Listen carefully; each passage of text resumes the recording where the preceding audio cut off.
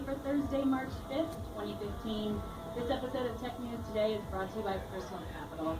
With Personal Capital, you get award-winning financial tools, unbiased advice, and a transparent view of all your investments. Best of all, it's free. Sign up, go to personalcapital.com/TN2. And by Prosper. Prosper is a peer-to-peer lending marketplace that connects people who are looking to borrow money with those who have the cops aren't here for you guys.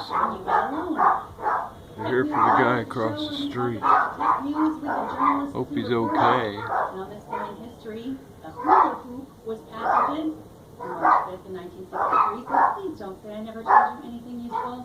I'm Megan Maroney, filling in for Mike Elgin, who will be back on Monday. And joining me today is Lindsay Turntine. He appeared to be taking my neighbor to hospital. For kids, for kids. Do you remember that? Do you hula hoop? Hula hoop for kids. Not for you. Alright, let's get right to the next story. Net neutrality is back in the news today. Did you miss it? Netflix, of course, is the company that nearly every journalist mentioned when discussing net neutrality rules. Now, Netflix might be backing down on their support of these rules. To clarify FCC's new net neutrality rules, companies like Netflix have already to file a complaint if internet providers are slowing down their traffic. But yesterday, Netflix CFO David Wells said You have a hard time getting that in the house that way, I think. we're going to talk about why Netflix seems to be backtracking. Is Brian Fung, reporter for the Washington Post. Hi, Brian. Hi, thanks for having me. So what's going on here? Well, so at an investor conference on Wednesday, David Wells, the CFO of Netflix, said that he wasn't pleased with the FCC's vote, and a lot of people took that to mean that Netflix was somehow backing off of its support for strong net neutrality rules. My own suspicion is that they would necessarily represent a backing away of Netflix from strong net neutrality rules.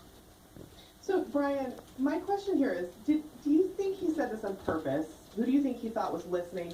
And is he doing this in a subtle way to get the FCC to massage the nuance of their rules as they work through this? What he meant without actually looking at the transcript or hearing a recording of the call, and there is a recording.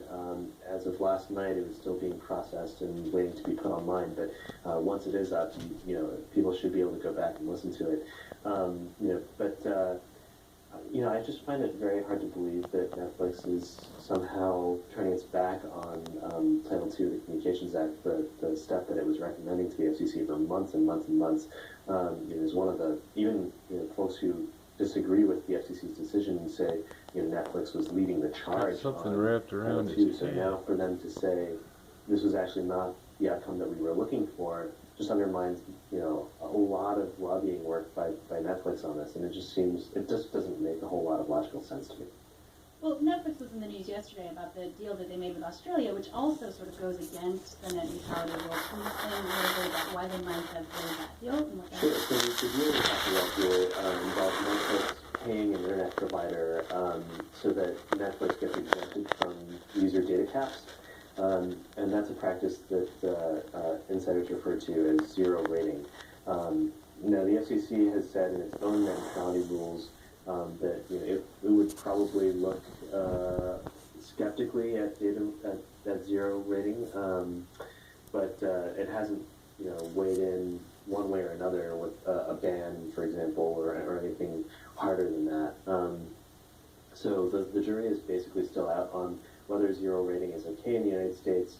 From everything that we've heard from the FCC, it looks like the FCC may take this on a case-by-case basis.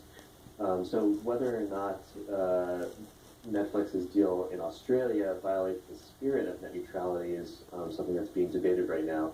And, I think a lot of folks are sort of saying that Netflix was being hypocritical on the one hand, pushing for strong net neutrality rules here in the United States, while at the same time seeking one of these deals that appears to go against the idea of net neutrality in Australia. That's something that Netflix has said they're simply playing by the local rules in Australia. There are no net neutrality articles on the books. A lot of their competitors in that space